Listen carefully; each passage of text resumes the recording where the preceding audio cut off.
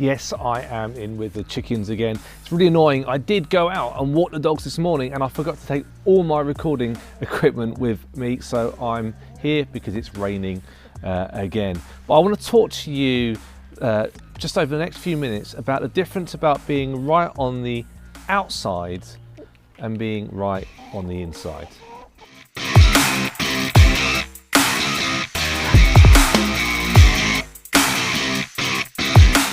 I've made a decision a few weeks ago that I'm going to start reading through all four Gospels in the space of a month, because I realised that I don't know Jesus that well. Yes, I dip in and out and read bits of the Gospels, but actually there's a real strength in reading the Gospels from start to finish. And currently I'm in Matthew, and there's this real battle between Jesus and his teachings and the teachings of the Jewish authorities, the Pharisees and the Sadducees, and everything that they had. And what Jesus draws a real parallel between is their outward appearance, a person's outward appearance, what they do and what they don't do, and actually what they're like on the inside.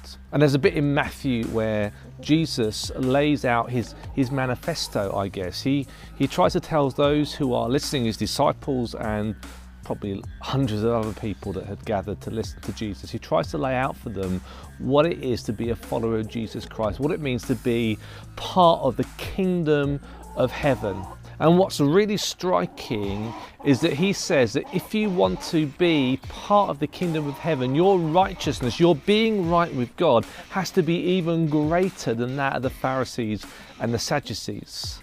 And that's a major thing to say, because the Pharisees and the Sadducees were obsessed with rule following. They did everything they could to follow the rules and to look like they were doing the right thing. In fact, the Pharisees believed if the whole of the Jewish nation managed to keep all of God's rules for an entire day, then God would come back, the Messiah would arrive.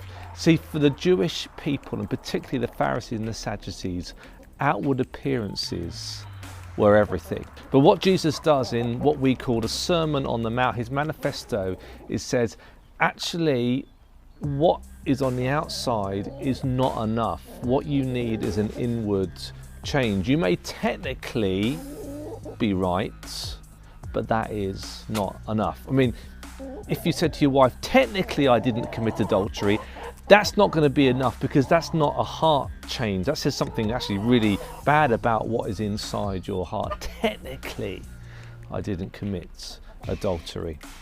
And Jesus is saying that for these Pharisees and these Sadducees, technically they may not be doing the wrong thing, but actually what really matters is a change of heart, an inward change. And these Pharisees and these Sadducees just didn't have it.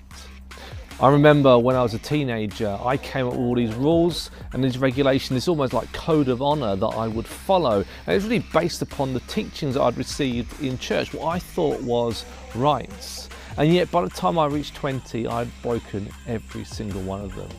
So when I was in my early 20s, I just remember saying to God, what is the point? You set this impossible task. You set this example of Jesus, which is just unfair. I can't live up to that. I cannot obey all the rules that you are demanding of me.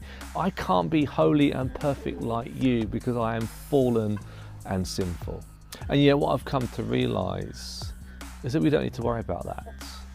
We don't need to worry about the things that we're doing right or the things that we're not doing that are wrong.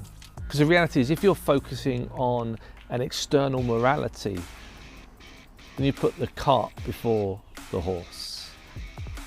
And as a follower of Jesus Christ, what makes the most difference is the gift of the Holy Spirit. That when you welcome Jesus into your heart, when you receive the gift of the Holy Spirit, that God does the work for you. He transforms you from the inside out. And what happens when you become a follower of Jesus Christ and you welcome him into your heart is that the inside is cleansed, and therefore in time you will be amazed how your actions and your words are transformed, dictated not by morality, not by rules and regulations, not by the expectations of others, but by the love of God within you. And this is why King David in the Psalms, he prays to God, he sings to God, create in me a clean heart, O Lord, and renew a right spirit within me. Are you asking God for those things?